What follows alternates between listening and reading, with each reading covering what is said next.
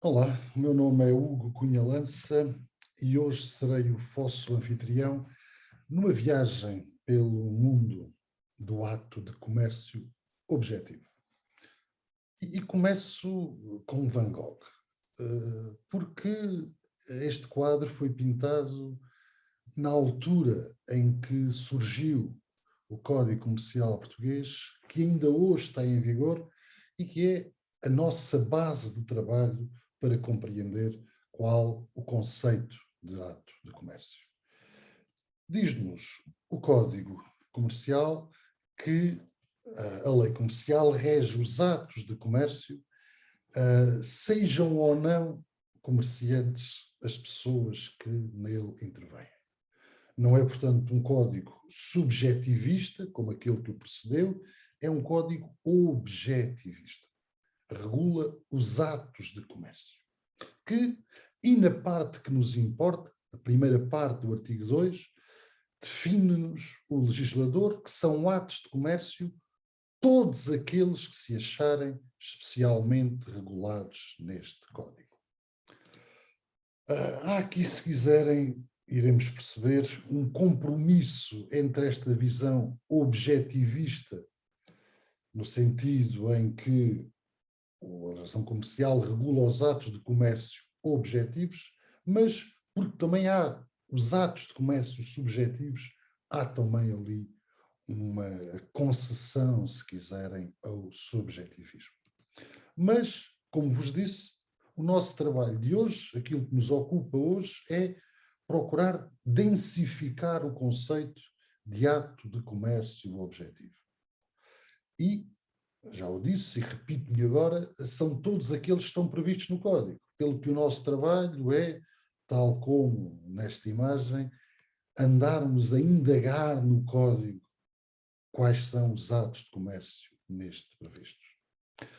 E a mais importante norma qualificadora é o artigo 230. Eu digo mais importante porque há outras, mas indiscutivelmente que é no artigo 230 que encontramos muitas das atividades que iremos qualificar como comerciais. Agora, há aqui, se quiserem, uma dicotomia, uma querela doutrinária. Entre aqueles autores com uma visão mais tradicionalista, que mais agarrados à letra da lei, que entendem que se o legislador manteve imaculado o disposto no Código Comercial no que concerne aos atos de comércio, foi que tomou, ainda que por omissão, uma decisão, que é não mexer naquela qualificação, e, do outro lado, outros autores, uma visão mais pragmática, mais atualística, que acham que, e para citar Coutinho de Abreu, não é razoável petrificar o catálogo dos atos de comércio, pelo que se exige uma visão ou uma interpretação atualística do mesmo, mais consentânea, quer com o devir da realidade, quer com as atuais necessidades do comércio. Este é o meu caminho, o caminho de procurar uma visão mais atualística do direito comercial. Olhando para o artigo 230, temos desde logo 7 atividades qualificadas como comerciais. No 230, número 1, aquilo que hoje chamamos a atividade industrial. A indústria é uma atividade comercial, como indiscutivelmente o fornecimento de bens. Está previsto no número 2 do artigo 230. Bens que, sem grande dificuldade hermenêutica, conseguimos estender aos serviços. Onde é que se coloca o problema? O que é que divide muito a doutrina? Saber o que fazer à prestação de serviços. A letra da lei, sejamos honestos, não o reconhece. Eu não posso, através da letra da lei, alargar o artigo 230, número 2, à prestação de serviços. Nem me parece que a interpretação extensiva seja suficiente. Se eu consigo, por interpretação extensiva, englobar no 232 o fornecimento de serviços, telefone, de internet, televisão, etc., não consigo enquadrar na letra do artigo 230, número 2, a prestação de serviços. Falo de cabeleireiros, falo de contabilistas, de solicitadores, falo de canalizadores, de um conjunto, hoje muito relevante, de agentes económicos, cuja letra, repito-me, não é possível de enquadrar no artigo 230. Mas não entendo que aqui se pode aplicar a analogia enquanto qualificador, enquanto possibilidade de qualificar outras atividades como comerciais. Isto não faz o pleno da doutrina, antes pelo contrário, mas esta é a visão daquele que vos falo. Depois temos a mediação no artigo 230, os intermediários. A mediação tanto pode ser imobiliária, como pode ser uma galeria de arte, e daqui este bando que escolhi para ilustrar.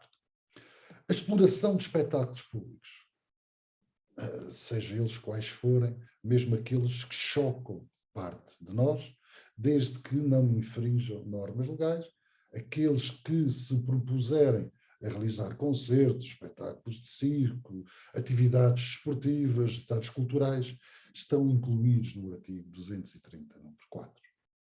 No 230, número 5, encontramos a edição, a publicação de obras literárias, artísticas ou científicas. Atenção, não é os artistas que são qualificados, cuja atividade é qualificada como comercial pelo 230, número 5. É a atividade de edição destas obras. O artigo 230, número 6, levanta-nos uma questão hermenêutica. O legislador fala em construir casas para o trem. E aqui, mais uma vez, temos que recorrer a uma interpretação extensiva, atualística, do que significa a palavra casas. Não o podemos cingir à construção de habitação para terceiros.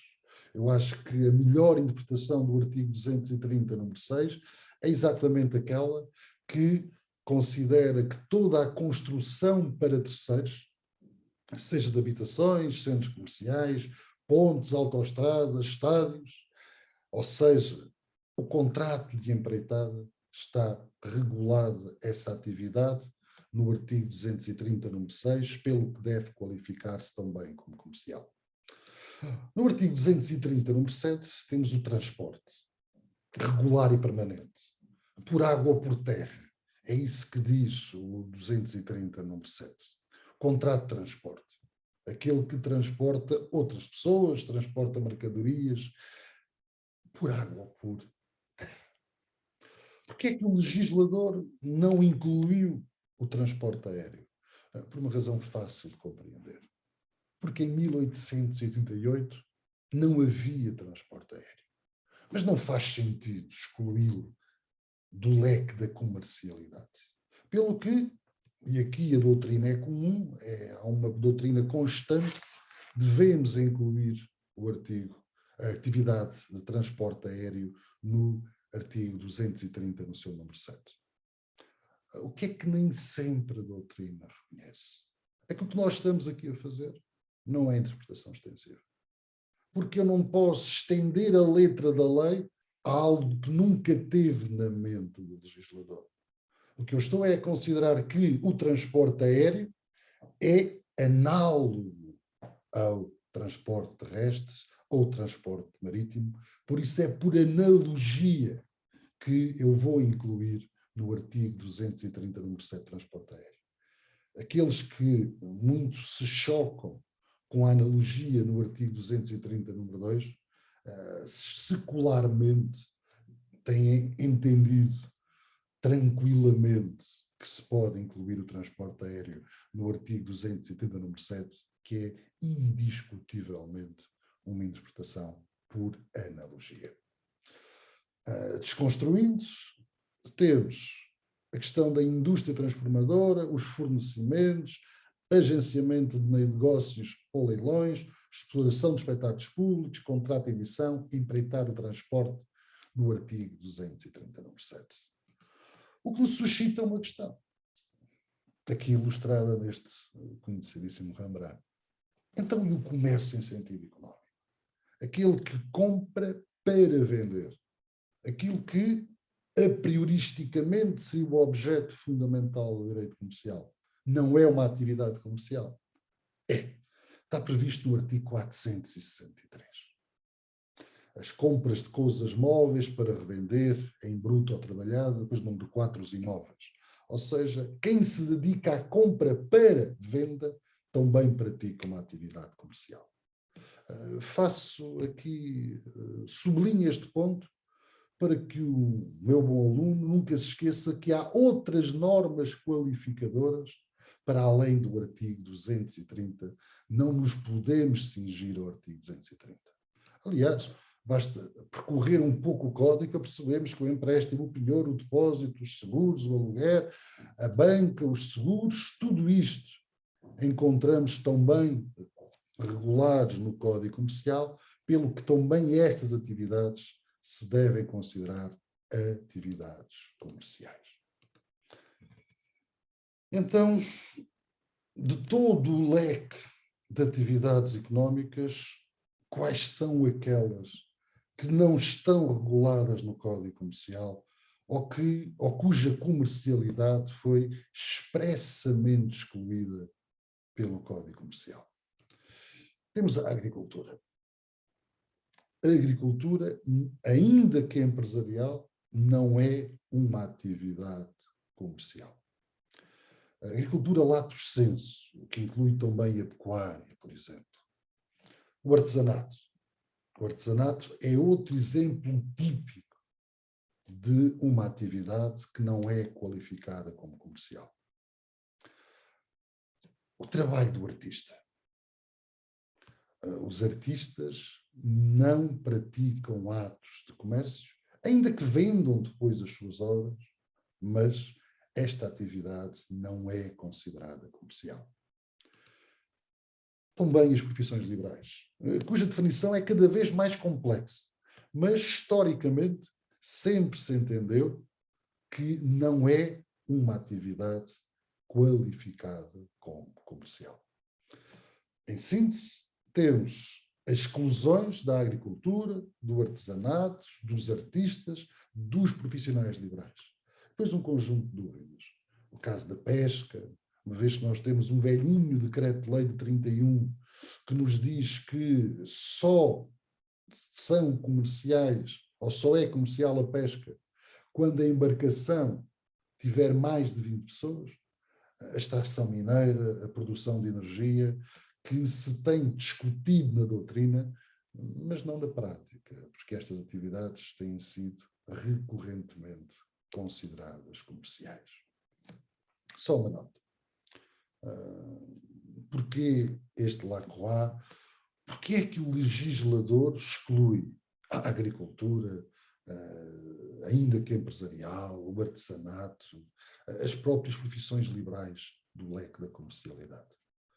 Se pensarmos na moderna agricultura, não há uma razão que o justifique. Não conseguimos encontrar uma razão que justifique esta exclusão. Para encontrarmos, temos que procurar as suas raízes históricas. Temos que perceber o contexto em que surge o Código Comercial francês, em que, de certo modo, a legislação comercial aplicava-se à nova economia e não àquela economia mais tradicional, mantendo-se esta ou regulando-se esta por as normas que já eram conhecidas. Procurando uma conclusão, entendo e defendo uma visão ampla do direito comercial e acho que são atos de comércio todos aqueles que estão regulados no Código Comercial, os que já estiveram regulados no Código Comercial e hoje encontramos-los em legislação extravagante, os atos que, simultaneamente regulados na lei civil e na lei comercial, mas que também estão regulados na lei comercial, e bem como os atos previstos em legislação extravagante, Pensar no contrato de consórcio, associação em participação, o regime de arrendamento urbano, FEC, comunicação financeira, agência, etc., que tenham uma natureza comercial e cuja comercialidade, entendo, não pode ser negada. Era isto que eu tinha preparado para vós hoje. Foi, mais uma vez, um gosto partilhar convosco estes minutos.